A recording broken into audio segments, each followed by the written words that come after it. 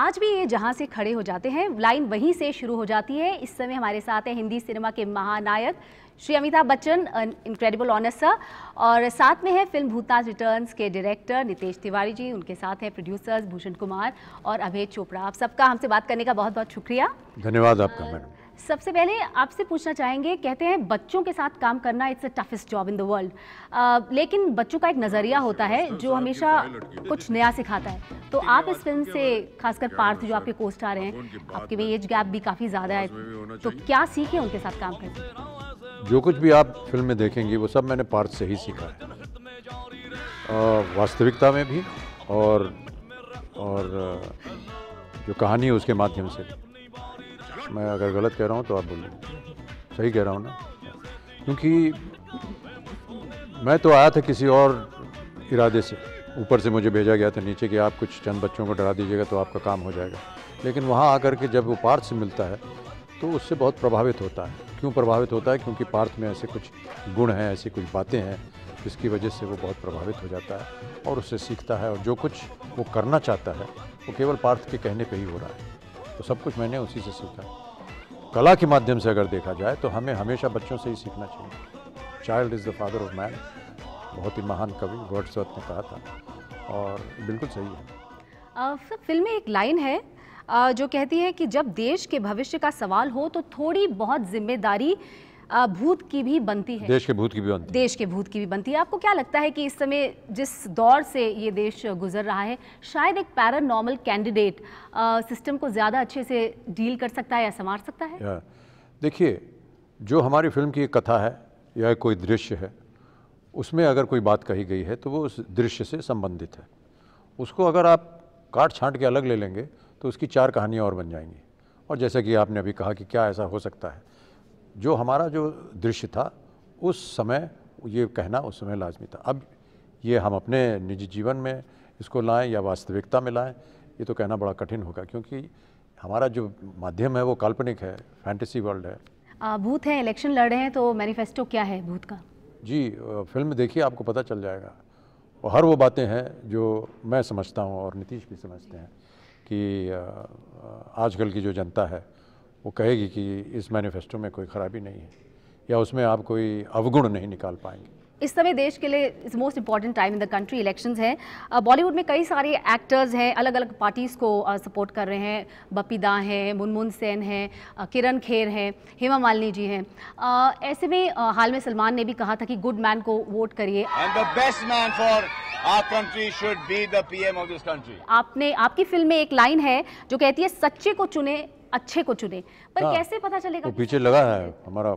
जी, तो कैसे, because it's easier said than done, कैसे पता चलेगा ये अच्छा कैंडिडेट है? ये आप हमारी फिल्म ज़रूर देखिए, और जितने लोग आपसे ये प्रश्न पूछे उनको दिखाइए आप ये फिल्म, उनको पता चल जाएगा कि किस तरह सच्चे को वोट दिया जाता है। बच्चन सर, एक चीज़, इस फिल्म में एक गाना है जिसका नाम है साहिब।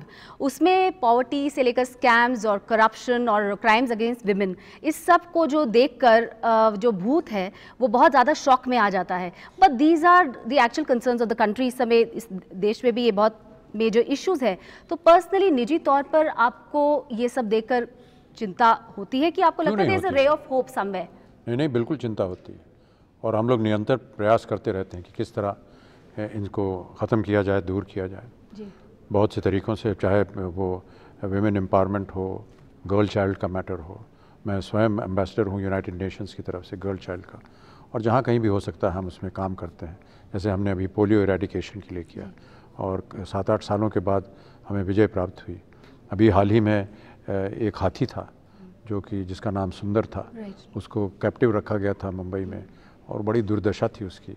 तो पेटा के द्वारा हमने उसके लिए बहुत सा प्रचार किया और कहा, और आपको ये जानकर खुशी होगी कि कल रात को ही मुंबई के कोर्ट ने ये ऑर्डर दिया है कि उसको छोड़ दिया जाए।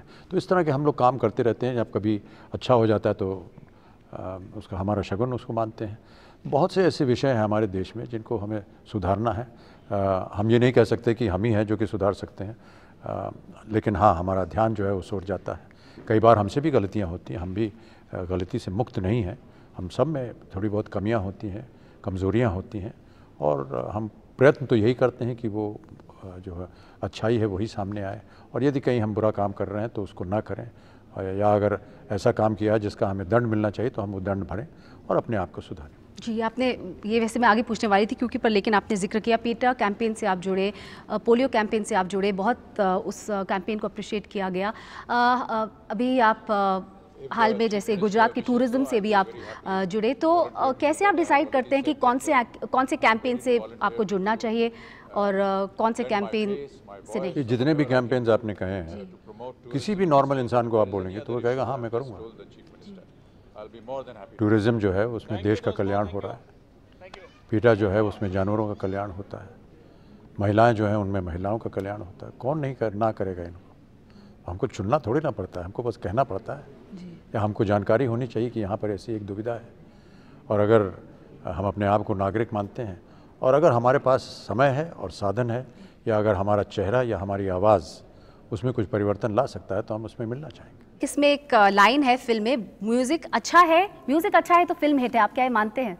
म्यूजिक हिट तो फिल्म सुपर हिट जी, गाना हिट तो ये आप मानते हैं? एकदम मानता हूँ जी, क्योंकि आपकी फिल्मों में तो गाना हमेशा हिट, तो म्यूजिक फिल्म भी सुपर हिट, तो ये भी होएगी, ये भी फिल्म सुपर हिट। इसमें एक बहुत ही दिलचस्प लाइन है, ओवर एक्टिंग करता है पर मुंबई में चलता है। साला ओवर एक्टिंग करता है पर पुणे में चलता है। लेकिन ये जो लेखक हैं इनसे पूछना पड़ेगा कि ये लाइन उन्होंने क्यों लिखी।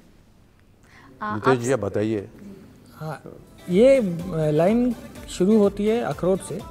अगर आप अखरोट को देखेंगे फिल्म में तो वो थोड़ा फिल्मी बच्चा है, तो एक समय आता है जब वो भूतनाथ के मैनरिज्म्स को देखकर भूतनाथ को बोलता है कि तू थोड़ा ओवर एक्टिंग किया, पर इंडिया में ओवर एक्टिंग चलता है, because he is got those filmy sensibilities and when he is saying it he is just teasing him, he is giving it back to him.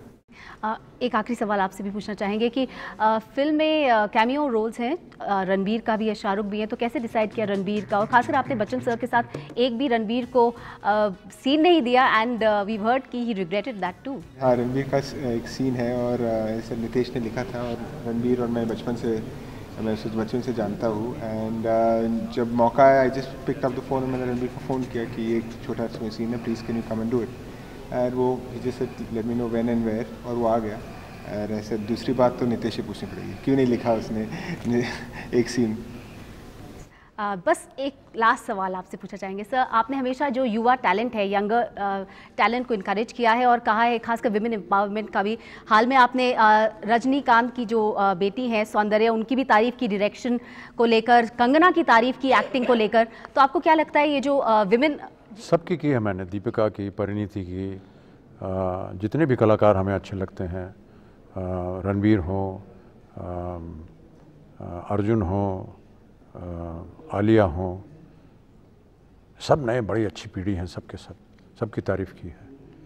और भूषण जी ने, उनकी पत्नी ने अभी एक फिल्म निर्देशक की, पहले कभी निर्देशन किया ही नहीं, इतनी कम उम्र में उन्होंने फिल्म बनाई और देखिए वो सफल हो गई। उन्होंने कहा हमारी फिल्म के बारे में थोड़ा सा बोलिए, तो मैंने जब देखा और उनका जो प्रोमो वगैरह देखा तो मैंने भी उसकी तारीफ़ की। ये अच्छा लगता है देख करके कि जो नौजवान पीढ़ी है, क्योंकि वो अब जो है बागडोर संभालने वाले हैं और ये हर जगह होता है, न केवल फिल्म इंडस्ट्री में, हर व्यवसाय में ऐसा ही होता है। पुरानी पीढ़ी जो है, जो वृद्ध पीढ़ी, वो पीछे हट जाती है और नई पीढ़ी आती है। उनको प्रोत्साहित करना, उनकी तारीफ़ करना, जब हमें कोई चीज़ अच्छी लगेगी तो हम करते हैं और बहुत पहले से हम करते आ रहे हैं। जी, तो हमसे बात करने का आप चैनल का बहुत बहुत शुक्रिया and wishing to see the film.